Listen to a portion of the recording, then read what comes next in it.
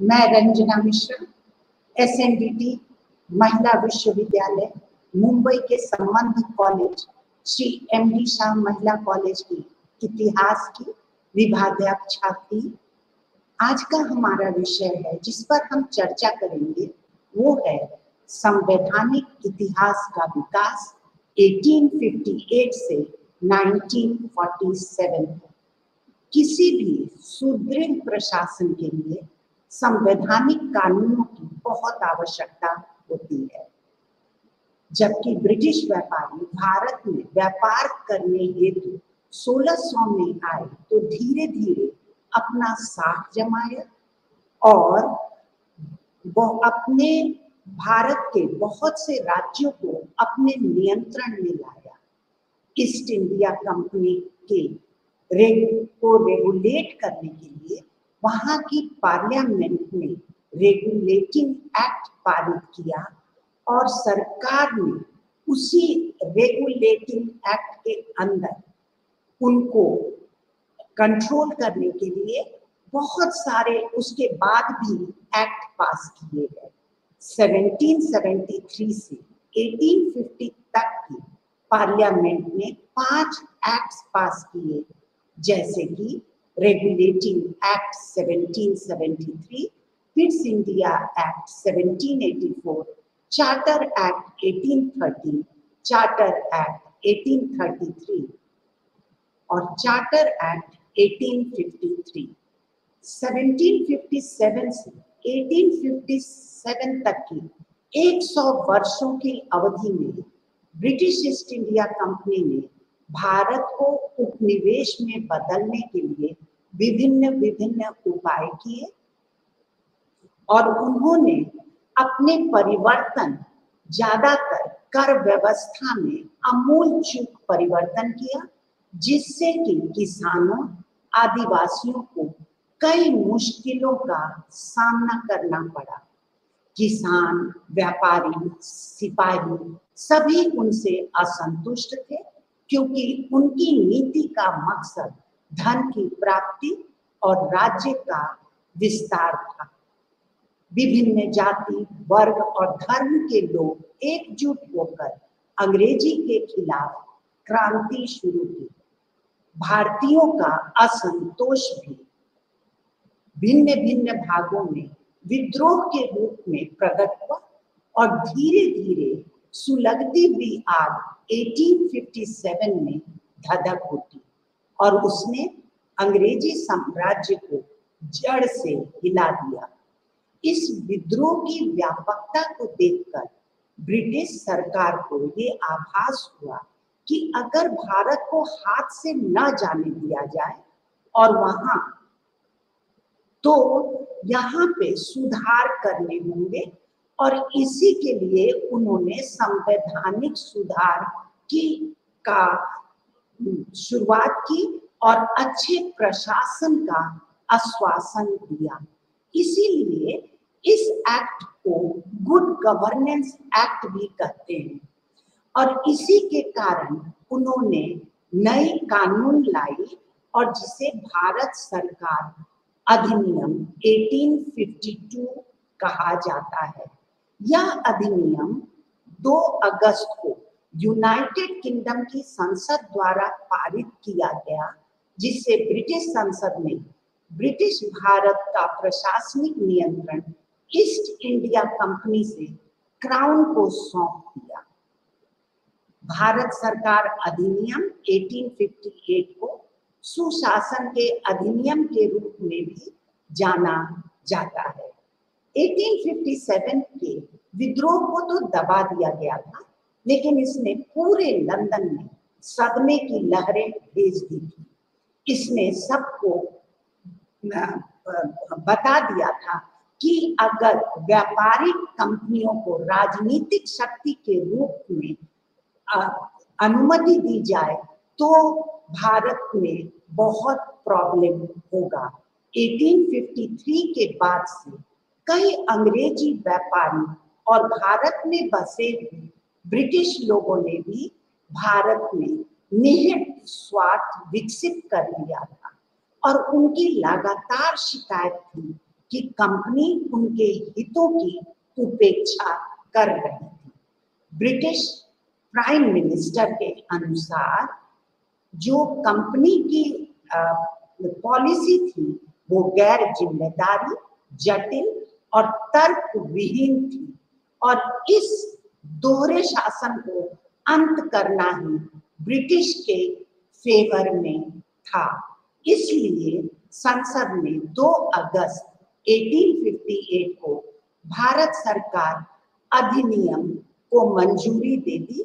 भारत सरकार अधिनियम 1858 का प्रमुख प्रावधान इस प्रकार था।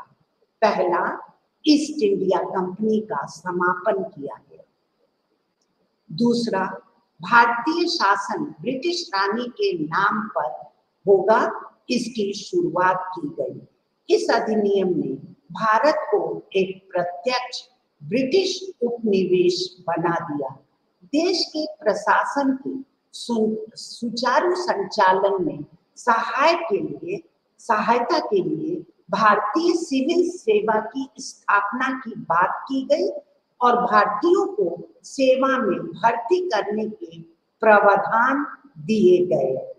पांचवा, इस अधिनियम में पिट्स इंडिया एक्ट 1784 द्वारा प्रस्तावित दोहरी सरकार को भी समाप्त कर दिया।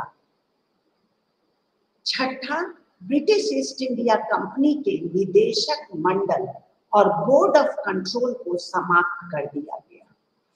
इस एक्ट ने कंपनी के कोर्ट ऑफ डायरेक्टर्स की शक्ति को भारत के पहले राज्य सचिव लॉर्ड स्टैनली में स्थानांतरित और निहित किया। राज्य सचिवों को सलाह देने के लिए एक 15 सदस्यों की परिषद की स्थापना की गई। इसी एक्ट के द्वारा राज्य सचिव ब्रिटिश सरकार और भारतीय प्रशासन के बीच संचार के लिए एक माध्यम के रूप में कार्य करेंगे, इसकी शुरुआत की गई।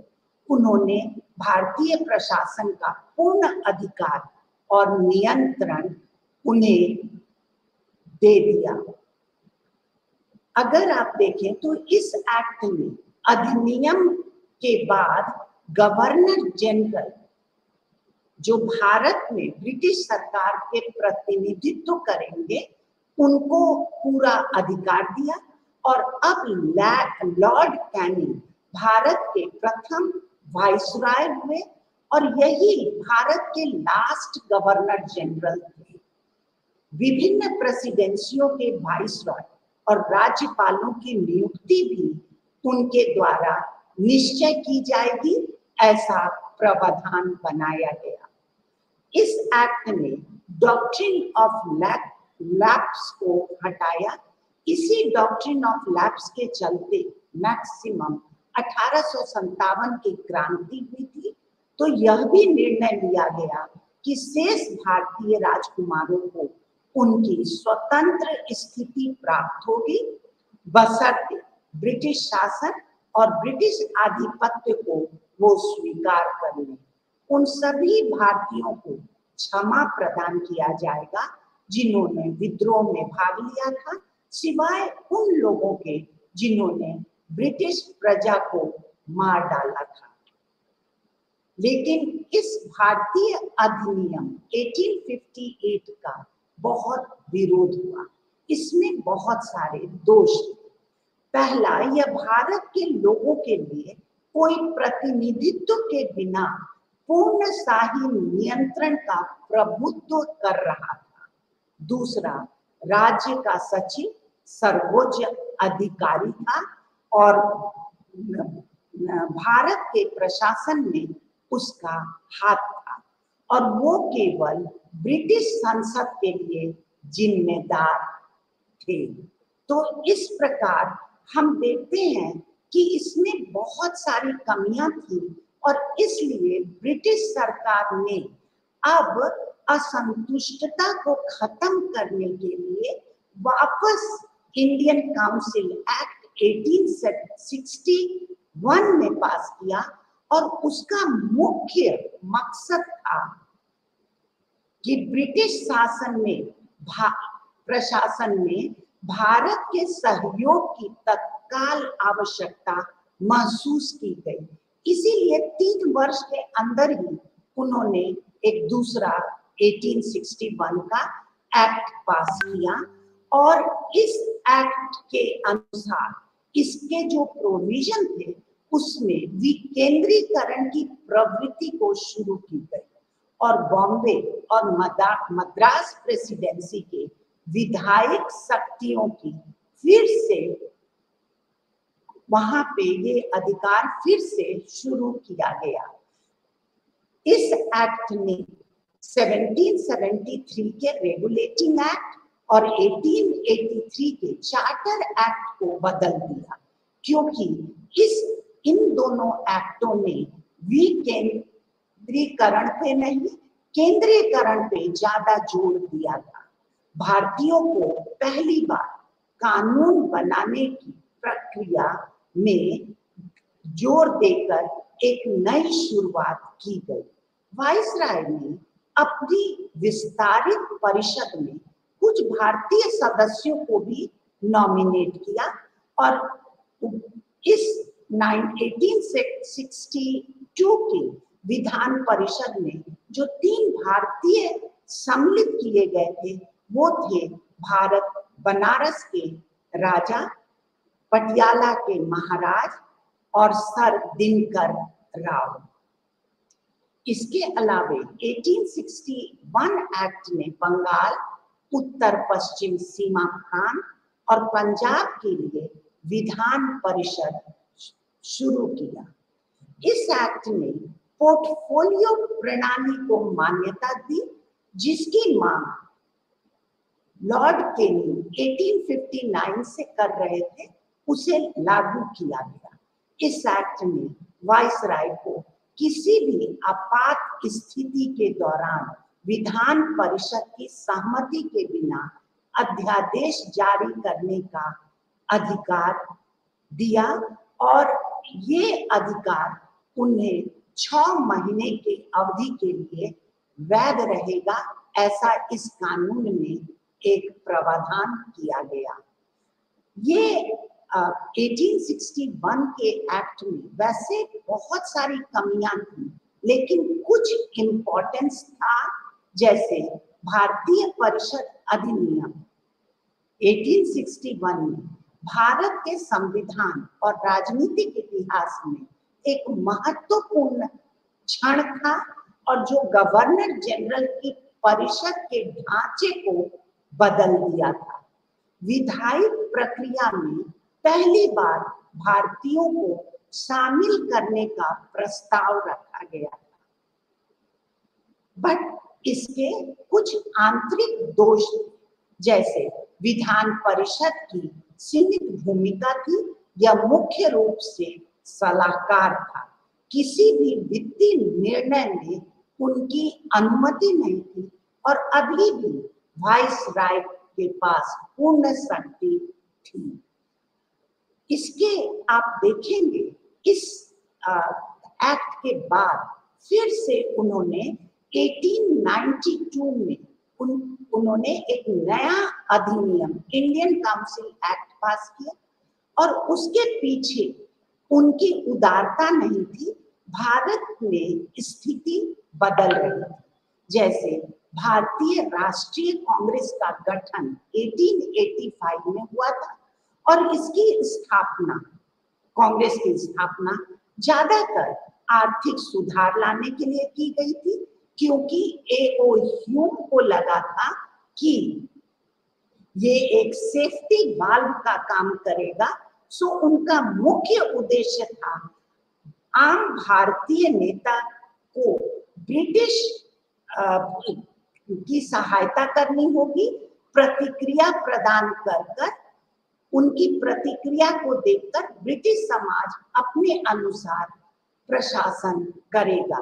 यह संभवतः बेहतर क्षमता प्रदान करने और ब्रिटिश शासन के दौरान किसी भी विद्रोह और विद्रोह से बचने के लिए बनाया गया था, परंतु इंडियन नेशनल कांग्रेस ने ब्रिटिश सरकार को उस समय झटका दिया जब उनकी अपेक्षा के विपरीत उन्होंने प्रतिनिधित्व के बिना टैक्स न देने की मांग की। उन्होंने कहा नो टैक्सेशन विदाउट रिप्रेजेंटेशन, और यह उनको पसंद नहीं आया। भारतीयों को शांत करने के लिए अंग्रेजों ने भारत में विभिन्न विधान परिषदों के आकार को बढ़ाने का फैसला किया ताकि ब्रिटिश भारत में प्रशासन के संबंध में भारतीयों की भागीदारी बढ़ सके, और जिसके कारण विद्रोह को कोई भी 1857 की तरह एक नया विद्रोह शुरू नहीं हो जाए। इसलिए 1892 का इंडियन काउंसिल एक्ट पास किया गया और इसके प्रमुख प्रावधान इस प्रकार थे। इसने ऑफिशियल मेजॉरिटी रखते हुए केंद्रीय और प्रांतीय विधान परिषदों में गैर सरकारी सदस्यों की संख्या बढ़ाई। गैर सरकारी जनरली भारतीय होते थे। सो बॉम्बे में इसकी संख्या 8 कर दी गई, मद्रास में 20, बंगाल में 20, उत्तर पश्चिम प्रांत में 15, अवध में 15, और यह देखा गया कि केंद्र विधान परिषद में न्यूनतम 10 संख्या रहे और अधिकतम 16। अब सदस्यों को मतदान करने की क्षमता के बिना बजट पर बहस करने का अधिकार दिया गया। थोड़ा सा अधिकार को बढ़ा दिया गया, और जो एक आयवाश था उनको सिर्फ भरमाना था। परिषद में गवर्नर जनरल के सदस्य के नामांकन के लिए अधिकार, उनको ये अधिकार दिया गया। परिषदों के सदस्यों का चुनाव करने के लिए एक अप्रत्यक्ष चुनाव प्रणाली लागू की गई, और प्रांतीय विधान परिषदों को गवर्नर जनरल की सहमति से कानून को प्रस्तावित करने का, उनको निरस्त करने की का अधिकार भी दिया गया। बट 1892 का जो इंडियन काउंसिल एक्ट था उसके कुछ इम्पोर्टेंस थे। इस तथ्य के बावजूद कि भारतीयों के पास बहुसंख्यकों के वीटो करने की शक्ति नहीं थी, पर इस एक्ट के द्वारा सार्वजनिक विषयों पर अब उनको डिस्कशन करने का अधिकार मिला, और इस प्रकार हम पहली बार प्रतिनिधि सरकार की ओर पहला कदम रखे। तो ये एक सकारात्मक बात थी 1892 एक्ट की, लेकिन इसमें बहुत सारे दोष थे। पहला, प्रतिनिधि पक्ष होने के बावजूद आम आदमी को इससे कोई लाभ नहीं था। इस अधिनियम ने कई क्रांतिकारियों को के विकास के लिए मंच तैयार किया। बाल गंगाधर तिलक सहित कई नेताओं ने कांग्रेस की याचनाओं और अनुनय की कि उदारवादीकरण को ब्रिटिश शासन के खिलाफ अधिक मुखर नीति का आह्वान करना चाहिए। तो ये बात तिलक को इसी एक्ट में कहने का मौका मिला। उसके बाद भारत में बहुत सारी ऐसी राजनीतिक गतिविधियां हुई जिससे ब्रिटिश सरकार बाध्य हुआ कि 1909 में एक दूसरा एक्ट पारित करे, और ये गतिविधियां काफी ब्रिटिश सरकार में चिंता पैदा की। जैसे 19वीं शताब्दी का अंत और 20वीं शताब्दी के शुरुआत में अंतरराष्ट्रीय पहचान और राष्ट्रीय चेतना की अवधारणा मजबूत हुई। ब्रिटिश सरकार भारतीयों को किसी भी महत्वपूर्ण मांग की स्वीकृति नहीं दे रहा था। 1890 के दशक की आर्थिक दुर्दशा ने औपनिवेशिक शासन के दोष के स्वरूप को उजागर किया और पता चला कि ब्रिटिश कैसे भारत पर अपने कहर ढा रहे हैं। भारतीय राष्ट्रवादी आयरलैंड, जापान, मिस्र, तुर्की, फारस और चीन में दुनिया भर में राष्ट्रवादी आंदोलन से प्रेरित हो रहे थे। उन्होंने यूरोपीय अजेयता की मिथकों को ध्वंस कर दिया। लॉर्ड कर्जन तभी भारत में आए और उन्होंने 1999 में जब शासन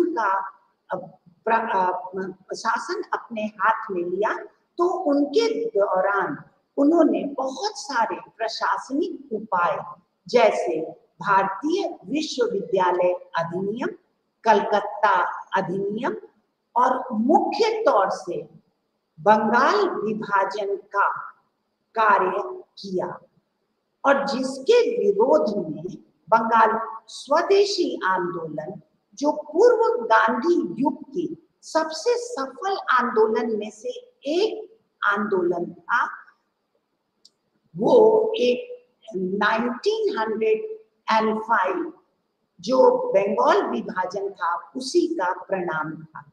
1906 में कलकत्ता में आयोजित कांग्रेस सत्र में दादा भाई नौरोजी की अध्यक्षता में पहली बार इंडियन नेशनल कांग्रेस ने स्व सरकार और स्वराज्य को इंडियन नेशनल कांग्रेस के लक्ष्य के रूप में घोषित किया और इसके परिणाम स्वरूप 1905 से 1908 के दौरान विदेशी आयात में उल्लेखनीय गिरावट आई।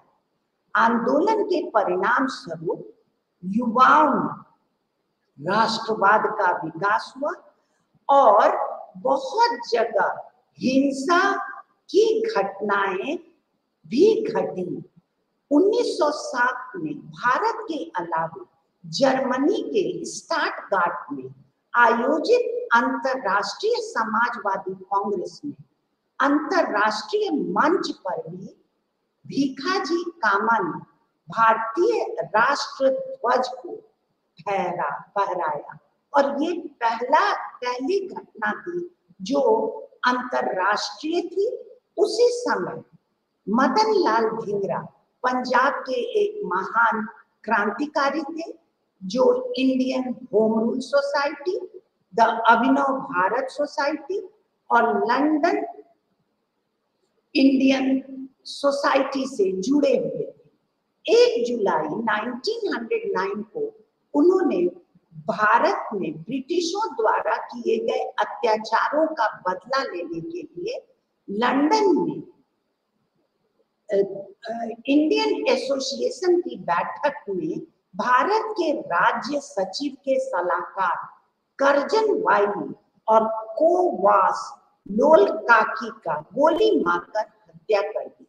इसने ब्रिटिश शासन को, इसलिए ब्रिटिश शासन अंदर से हिल गया।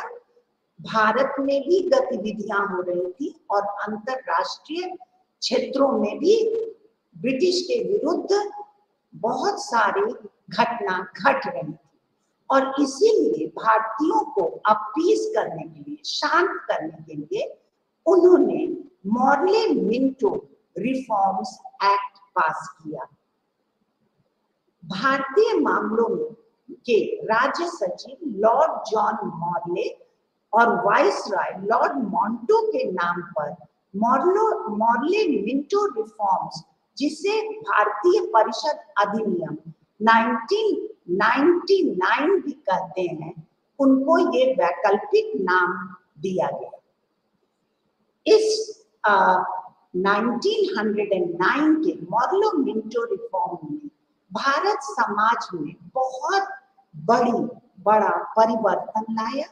तो इसके जो प्रोविजन थे और वो परिवर्तन नकारात्मक थे। 1909 में जो एक्ट पास हुआ उसके मेन प्रोविजन थे, इसने केंद्रीय और प्रांतीय दोनों विधान परिषदों के आकार में वृद्धि की। केंद्रीय विधान परिषद के सदस्यों की संख्या 16 से बढ़ाकर 60 कर दी गई। केंद्रीय विधान परिषद में अधिकारी बहुमत बरकरार रखे, लेकिन प्रांतीय विधान परिषदों को गैर सरकारी बहुमति की अनुमति दी गई। इसने दोनों स्तरों पर विधान परिषदों के विचार विमर्श के कार्यों का विस्तार किया। उदाहरण के लिए सदस्यों को प्रश्न पूछने, बजट पर प्रस्ताव पेश करने आदि की अनुमति दी। इसने पहली बार भारतीयों को वाइसरॉय और गवर्नरों के कार्यकारी परिषदों के साथ जोड़ने का प्रावधान किया।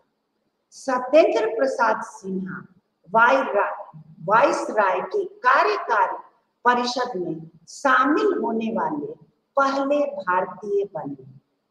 इस 1909 में पृथक निर्वाचन मंडल की अवधारणा को स्वीकार कर, जिसको सेपरेट इलेक्टोरेट कहते हैं, मुसलमानों के लिए सांप्रदायिक प्रतिनिधित्व की एक प्रणाली शुरू की और इसके तहत मुस्लिम सदस्यों को केवल मुस्लिम मतदाताओं के द्वारा चुना जाना था और इस प्रकार इस अधिनियम ने सांप्रदायिकता को वैध कर दिया। और ये एक बहुत बड़ा घातक घटना भारतीय समाज के लिए बनी। इसने प्रेसिडेंसी निगमों, वाणिज्य मंडलों, विश्वविद्यालयों और जमींदारों के अलग प्रतिनिधित्व का प्रावधान किया। लेकिन इसकी भी कुछ प्लस पॉइंट थे, पॉजिटिव पॉइंट थे। इसने प्रभावी रूप से विभिन्न परिषदों के लिए भारतीयों के चुनाव की अनुमति दी। चुनावी सिद्धांत के शुरू में सांप्रदायिक प्रणाली का जो नींव रखा और भारतीयों को अपनी शिकायतों को व्यक्त करने के रास्ते खोले। लेकिन इस 1909 इंडियन काउंसिल एक्ट ने भारत पर बहुत गंदा और गलत प्रभाव डाला। भारतीय राजनीति समस्या का कोई जवाब नहीं मिला। लॉर्ड मॉर्ले मिंटो ने स्पष्ट कर दिया कि उपनिवेशवाद स्वशासन कांग्रेस की मांग के अनुसार भारत के लिए उपयुक्त नहीं है। सरकार ने राष्ट्रवाद के बढ़ते ज्वार के खिलाफ मुसलमानों को एकजुट करने का लक्ष्य रखा और अलग निर्वाचन मंडल की शुरुआत की। गवर्नर जनरल की स्थिति अपरिवर्तित रही और उनके वीटो की शक्ति बनी रही। अब इस एक्ट का भारत में विरोध हुआ और उसके बाद जो भारत में गतिविधियां हुई, आप देखेंगे वो फिर से ब्रिटिश को बाध्य करेगी कि एक नए इंडियन काउंसिल एक्ट को पारित करे। और इसीलिए 1919 में मॉन्टेस्क्यू चेम्सफोर्ड रिफॉर्म एक्ट पास हुआ। लेकिन इसके पीछे भी भारत में बहुत सारी राजनीतिक स्थिति में परिवर्तन हो रहे थे और जिसके कारण उन्होंने इस एक्ट को पास किया। और वो परिवर्तन इस प्रकार थे कि 20वीं शताब्दी की शुरुआत में बढ़ती भारतीय स्वतंत्रता संग्राम केवल भारतीय उपमहाद्वीपों में तक सीमित नहीं था, बल्कि दुनिया भर के छात्र और प्रवासी के बीच में भी राष्ट्रवादी भावना का जन्म हो चुका था। 1913 में सैन फ्रांसिस्को में गदर आंदोलन सोहन सिंह के नेतृत्व में हुआ और जिसने ब्रिटिश साम्राज्य को अपनी कानून बदलने और अपने प्रशासन करने में के परिवर्तन में लाने में बाध्य किया। तभी 1914 में प्रथम विश्व युद्ध भी हुआ और अंग्रेजों ने भारतीयों का समर्थन पाने के लिए उनसे वादा किया कि वो युद्ध जीतने के बाद उन्हें डोमिनियन स्टेटस देंगे। डोमिनियन स्टेटस का मतलब था जो कुछ 3 पोर्टफोलियो वो रखेंगे और बाकी भारतीयों के हाथ में प्रशासन होगा, और जब भारतीय प्रशासन के लायक होंगे तो वो भारत को छोड़कर चले जाएंगे। भारत ने युद्ध का समर्थन किया। 9 और उसी समय आप 9 जनवरी 1915 को जब प्रथम विश्व युद्ध शुरू हो चुका था, महात्मा गांधी को भारत में बुलाया गया क्योंकि उनकी जो शक्ति थी उनको दक्षिण भारत में भारतीय नेताओं ने देखा था, इसलिए उन्हें भारत में आमंत्रण किया गया। और ये सच है कि उनके अंदर बहुत सारे आंदोलन सक्सेसफुल हुए, और जैसे कि चंपारण आंदोलन 1917, खेड़ा सत्याग्रह जो 1917 से 1918 तक था, अहमदाबाद मिल श्रमिकों का हड़ताल जो 1918 था, और खिलाफत आंदोलन 1919 जिनमें उन्होंने मुस्लिम भाइयों का भी सहयोग लिया था, क्योंकि उनके धार्मिक गुरु को ब्रिटिशर्स ने बदला लेने के लिए तुर्किस्तान से हटा दिया। 1990 में जब रॉलेट एक्ट पास किया गया, जिसने प्रेस और आंदोलन को गंभीर रूप से प्रतिबंधित कर दिया, तो कई भारतीय सदस्यों ने उसका विरोध किया और इस्तीफा दिया। इस तरह राजनीतिक अशांति ने अंग्रेजों के दिलों में खलबली मचा दी। अंग्रेजों ने उथल पुथल को दबाने के लिए और भारतीयों को खुश करने के लिए 1919 मॉन्टेस-चेम्सफोर्ड रिफॉर्म एक्ट पास किया, और इसके मुख्य फीचर इस प्रकार थे। इसने केंद्रीय और प्रांतीय विषयों को अलग करके प्रांतों पर केंद्र के नियंत्रण को शिथिल कर दिया। दूसरा, द्वैत शासन के तहत डायरार्की का इंट्रोडक्शन प्रांत में किया। विषयों को स्थानांतरित सूची और आरक्षित सूची में विभाजित किया। आरक्षित सूचियों को राज्यपाल और उनकी कार्यकारी परिषद के द्वारा प्रशासित किया गया, जो कि विधायक के प्रति जवाबदेह नहीं थे, जबकि स्थानांतरित सूचियों को परिषद के लिए जिम्मेदार मंत्रियों की सलाह पर राज्यपाल द्वारा प्रशासित किया गया था। इसी एक्ट के द्वारा द्विशासनीय और प्रत्यक्ष चुनाव पहली बार किए गए। इस अधिनियम ने अनिवार्य किया कि वाइसराय की कार्यकारी परिषद में 6 सदस्यों में 3 भारतीय होने चाहिए। अलग निर्वाचन मंडल के सिद्धांत को सिखों, भारतीय, ईसाइयों, एंग्लो इंडियन और यूरोपियन लोगों के लिए विस्तारित किया गया। समाज का और भी खंडन किया। इसने संपत्ति कर, शिक्षा के आधार पर सीमित संख्या में लोगों को मताधिकार का अधिकार प्रदान किया। इस एक्ट ने भारत के उच्चायुक्त का पद सृजित किया और प्रांतीय बजट में पहली बार केंद्रीय बजट से केंद्रीय बजट को अलग किया गया।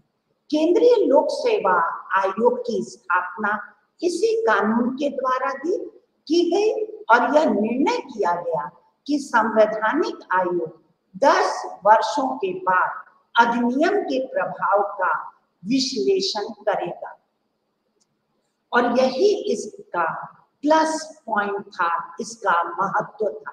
मॉन्टेस्क्यू-चेम्सफोर्ड रिफॉर्म में कहा गया कि 10 साल बाद इनकी समीक्षा होनी चाहिए, और सर जॉन साइमन के अध्यक्षता में यह इसको इवैल्यूएट किया गया और उनके नेतृत्व में संवैधानिक परिवर्तन की सिफारिश भी की गई। प्रमुख हितों के प्रतिनिधित्व के बाद जब सर साइमन कमीशन को विरोध किया गया तो 1930, 1931 और 1932 में इन्होंने गोल मेज जो आयोग सम्मेलन था, राउंड टेबल कॉन्फ्रेंस, उसमें भी इसको डिस्कस किया और उसके रिपोर्ट को भी 1935 के एक्ट में उन्होंने सम्मिलित किया। लेकिन इस 1919 का जो एक्ट था, इसने भारत के समाज को बहुत सारे 1909 से और 1919 के बाद बांट दिया, मताधिकार बहुत सीमित कर दिया, केंद्र में गवर्नर जनरल और उनके कार्य परिषद के विधायकों पर उनका निर्णय नहीं उनको दिया गया। केंद्रीय विषयों के विभाजन जो था वो संतोषजनक नहीं बनाया गया था। प्रांतों को केंद्रीय विधायक के लिए प्रांतों को कोई भी अधिकार नहीं दिया गया और उनके महत्व के अनुसार उनका काम बांटा गया। जैसे पंजाब का सैन्य महत्व था और बॉम्बे का व्यवसायिक महत्व। प्रांतीय मंत्रियों का वित्त और नौकरशाहियों पर कोई नियंत्रण नहीं रखा गया। मॉन्टेस्क्यू और ने हंटर रिपोर्ट द्वारा जो अमृतसर की घटना की जांच का आदेश दिया था, वो जनरल ओ डायर को पनिशमेंट का था, लेकिन उन्हें रिहा किया गया। भारतीयों ने के द्वारा भारत में संवैधानिक सुधार की स्वशासन की मांग बढ़ी। भारतीयों ने इसका विरोध किया और आप सब जानते हैं कि गांधी जी ने नॉन कोऑपरेशन का आह्वान किया। प्रथम विश्व युद्ध के बाद ब्रिटिश सरकार ने अपने प्रॉमिस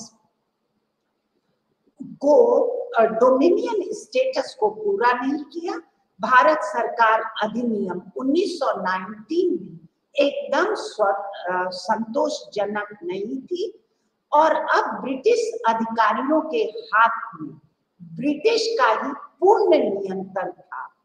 उनके हाथ में पूरा पावर आ गया और उन्होंने जब साइमन कमीशन की रिपोर्ट सामने आई तो देखा गया कि रिपोर्ट भी संतोषजनक नहीं था, जिसके कारण लंदन में आयोजित गोलमेज सम्मेलन में तत्कालीन भारतीय समुदाय के प्रतिनिधियों के साथ विमर्श किया गया और गोलमेज सम्मेलन पर विफल रहे और इसके लिए 1833 में राउंड टेबल कॉन्फ्रेंस के बाद एक श्वेत पत्र जारी किया गया जो भारत के संविधान के लिए सोचा गया कि 1935 का जब सुधार लाया जाएगा तो इस रिपोर्ट को उसमें सम्मिलित किया जाएगा। और इसी कारण इन सब राजनीतिक घटनाओं को देखते हुए शांति लाने के लिए 1935 में इंडियन काउंसिल एक्ट पास हुआ और इस अधिनियम के अंतर्गत केंद्र और प्रांतों के बीच शक्ति को विभाजित किया गया। पहली बार प्रोविंशियल ऑटोनॉमी दिया गया। 3 सूचियां लाई गई, संघीय सूची, प्रांतीय सूची और समावर्ती सूची। वाइस रॉय को विशेष शक्तियां दी गई। इस अधिनियम ने प्रांतों को अधिक स्वायत्तता प्रदान की। प्रांतीय स्तरों पर द्वैध प्रशासन को समाप्त कर दिया गया। राज्य कार्यपालिका को और राज्यपालों की विशेष शक्ति को आरक्षित किया गया।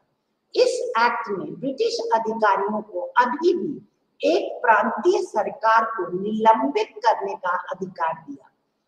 केंद्र में द्वैध शासन लागू किया गया और संघीय सूची के तहत विषयों को दो भागों में विभाजित किया गया, आरक्षित और स्थानांतरित।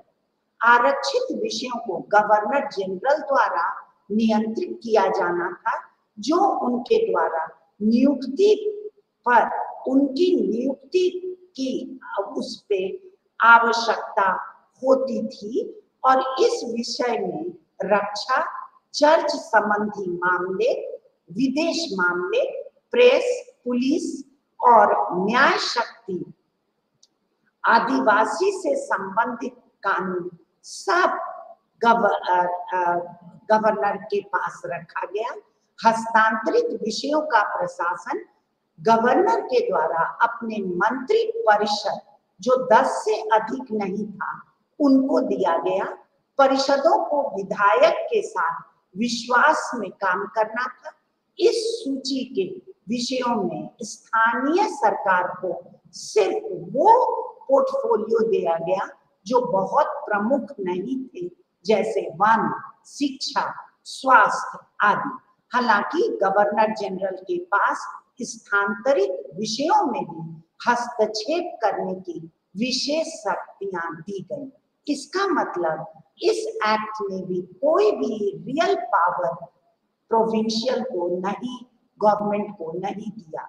द्विदशीय संधि की स्थापना की गई, जिसमें 2 सदन बनाए गए, निचला सदन और जिसे विधानसभा और राज्यों की परिषद, जिसे राज्यसभा और उच्च सदन कहा गया। संघीय कार्यकाल 5 वर्षों के लिए सीमित किया गया। दोनों सदनों में रियासतों की प्रतिनिधि, उनको प्रतिनिधित्व दिया गया, जिससे रियासत उनके तरफ रहे। और बंगाल, मद्रास, बॉम्बे, बिहार, असम और संयुक्त प्रांत जैसे कुछ प्रांतों में द्विवसनीय विधायकें को शुरू की गई, जो अपने क्षेत्र में बड़े थे। उसके अलावा संघीय न्यायालय की भी स्थापना की गई, जो केंद्र और प्रांतों के बीच विवादों को समाधान करने की शक्ति उनमें दी गई। इसमें यह तय किया गया कि एक मुख्य न्यायाधीश होंगे और 6 उनके अंदर न्यायाधीश होंगे। भारतीय परिषद को समाप्त कर दिया गया। इस अधिनियम में पहली बार प्रत्यक्ष चुनाव की शुरुआत की गई। तो इसमें सिंध बॉम्बे प्रेसिडेंसी को अलग किया गया और बिहार और उड़ीसा का भी विभाजन किया गया। बर्मा को भारत से अलग किया गया। और इसमें हम देखते हैं कि भारतीय रेलवे के नियंत्रण के लिए एक गवर्नमेंट, स्वतंत्र गवर्नमेंट की स्थापना की गई। भारतीय रिजर्व बैंक की स्थापना के अधिनियम प्रदान किया गया। इस अधिनियम में संघीय, प्रांतीय, संयुक्त लोक सेवा आयोग की स्थापना का प्रावधान दिया गया, परंतु ब्रिटिश संसद ने प्रांतीय और संघ, ये दोनों तरह के भारतीय विधायिका के ऊपर अपना वर्चस्व रखा। भारतीयों ने तो इस अधिनियम को लेकर कहीं भी उत्साह नहीं जताया, क्योंकि प्रांतीय सत्ता देने के बावजूद गवर्नर और वाइस रॉय के पास विशेष शक्तियां थी। पृथक सांप्रदायिक निर्वाचक मंडल के साथ इन्होंने, अंग्रेज ने यह सुनिश्चित करना चाहा कि कांग्रेस पार्टी को भी अब प्रशासन में उनके अधिकारियों को थोड़ा अधिकार मिले, लेकिन वो एक तरफा था। इंडियन काउंसिल एक्ट 1935 के केवल एक ही इम्पोर्टेंट जो बात थी, वो थी महिलाओं को पृथक निर्वाचन मंडल में निर्णय लेने की प्रक्रिया की शुरुआत की गई और प्रांतों को स्वायत्त दर्जा देने का यह पहला कदम था।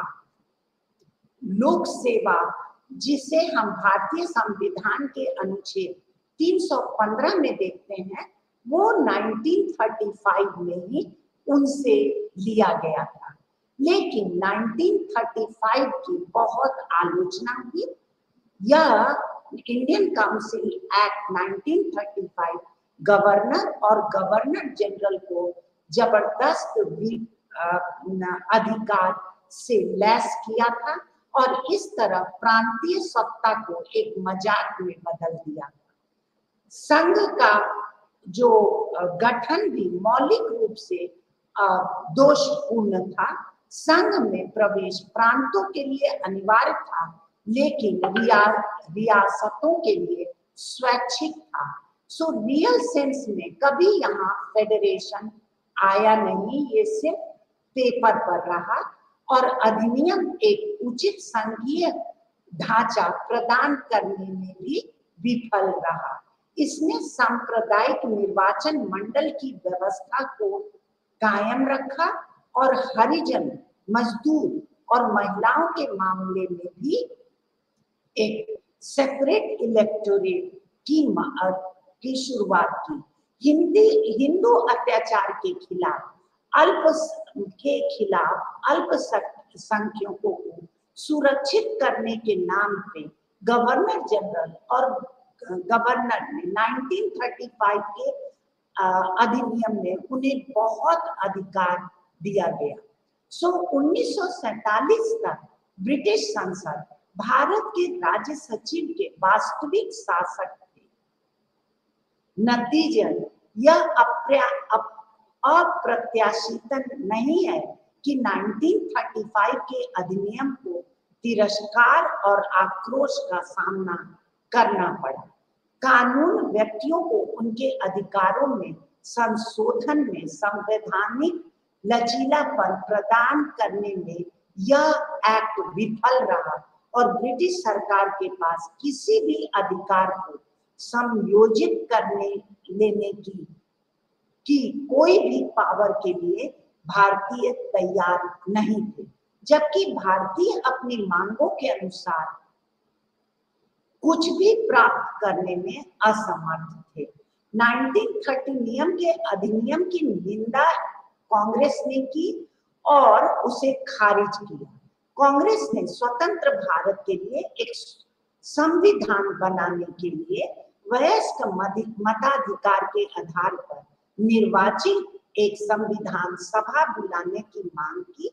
कांग्रेस ने फरवरी 1937 में हुए प्रांतीय विधानसभा के चुनाव में भाग लिया और इस चुनाव घोषणा के तहत 1935 के अधिनियम की पूर्ण अस्वीकृतिकरण की पुष्टि की। कांग्रेस सरकार के पहले कार्यों में 1000 राजनीतिक बंदियों को रिहा करना और राजनीतिक कार्यकर्ताओं को के निर्वासन आदेश को रद्द करने की मांग थी, पर विशेष रूप से बंगाल में नागरिक स्वतंत्रता पर अंकुश लगाया गया और किसी भी कैदियों को रिहा नहीं किया गया। सितंबर 1935 में द्वितीय विश्व युद्ध शुरू हुई और 19 इसमें उसी दरमियान 1935 में सुभाष चंद्र बोस ने फॉरवर्ड ब्लॉक की स्थापना की, जो वामपंथी दल था, और द्वितीय विश्व युद्ध में भारतीयों का समर्थन पाने के लिए लॉर्ड लिनलिथगो ने, जो वायसराय थे, 10 अगस्त 1940 को अगस्त प्रस्ताव पारित किया और 11 मार्च 1942 को प्रधानमंत्री विंस्टन चर्चिल ने भारतीयों के संवैधानिक गतिरोध और समस्या का समाधान खोजने के लिए सर स्टैनफोर्ड क्रिप्स की अध्यक्षता में एक मिशन भेजने की घोषणा की। क्रिप्स मिशन की विफलता के साथ भारतीय नेता के द्वारा भारत छोड़ो आंदोलन शुरू किया गया और गांधी जी ने इस आंदोलन में सारे भारतीयों को भाग लेने का आह्वान किया। तभी जो कैप्टन मनमोहन सिंह और निरंजन गिल ने सिंगापुर इंडियन एसोसिएशन आर्मी की स्थापना की, INA की, और SC बोस ने सिंगापुर और रंगून में दूसरे मुख्यालय का कमान संभाला। 21 अक्टूबर 1943 को सिंगापुर में SC बोस के नेतृत्व में आजाद हिंद फौज की स्थापना और ब्रिटिश सरकार को इससे बहुत बड़ा घाटा हुआ और सदमा पहुंचा, क्योंकि जब वो जापान के साथ भारत के पूर्वी तट तक पहुंच गए। 1945 में जब द्वितीय विश्व युद्ध समाप्त हुआ, क्योंकि जब जर्मनी, इटली और जापान की हार हुई तो संधि हुई और उन्होंने राजनीतिक गतिविधियों को हल करने के लिए लॉर्ड वेबल को 1945 में भारत की योजना बनाने के लिए भेजा, लेकिन ये योजना भी विफल रही और 1946 में जो प्राइम मिनिस्टर ब्रिटेन के थे एटली, उनके द्वारा कैबिनेट मिशन योजना की घोषणा की गई और 2 सितंबर 1946 को जवाहरलाल नेहरू के अंतर्गत अंतरिम सरकार की स्थापना मार्च 1947 में लॉर्ड माउंटबेटन ने सत्ता रूल को हस्तांतरण करने के लिए भारत में भेजा गया और इस इंडियन काउंसिल जो पार्टीशन एक्ट था उसे योजना बाल्कन के रूप में भी जाना जाता है, क्योंकि इसने भारत का विभाजन किया। 3 जून को भारत की स्वतंत्रता अधिनियम 1946 पारित किया गया, जिसके द्वारा 2 डोमिनियन राज्यों भारत और पाकिस्तान की स्थापना हुई। और इस प्रकार हम निष्कर्ष पे पहुंचते हैं कि ब्रिटिश ने जो भी कानून बनाया वो ऐसा कानून था इंडियन, जब भी भारत में कोई भी अप्रत्याशित घटना होती थी तो उनको शांत करने के लिए, न कि भारतीयों के प्रॉब्लम को सॉल्व करने के लिए, उन्होंने किसी एक्ट को पारित किया। सो 1947 के भारतीय स्वतंत्रता अधिनियम को अपना संविधान विकास करने के लिए अधिकार मिला। कानून ने स्वतंत्र भारत के एक नए युग की शुरुआत की और बहुत से लोग इस कानून में उन सब बहुत सारे चीजों को रखना चाहते थे जो कि भारत को अभी तक पूरा अधिकार नहीं दिया था। इसीलिए 1935 के भी कुछ प्रावधान को रखे गए। सारे देश और विदेशों के भी संविधान के अधिकारों को इसमें रखा गया और भारत का संविधान 26 नवंबर 1949 को अपनाया गया और यह 26 जनवरी 1950 को शुरू हुआ। यह संविधान महत्वपूर्ण है क्योंकि कोई भी संविधान सुनिश्चित करता है कि जनता के ओर से जो निर्णय लिए जाने वाले जनता की राय का प्रतिनिधित्व हो और वो उन तरीकों को भी निर्धारित करता है जिनसे सत्ता में रूल करने वाले लोग जनता की सेवा के लिए जवाबदेह रहे। सो यहाँ पर मैं अपने वक्ता का अंत करती हूँ। नमस्कार।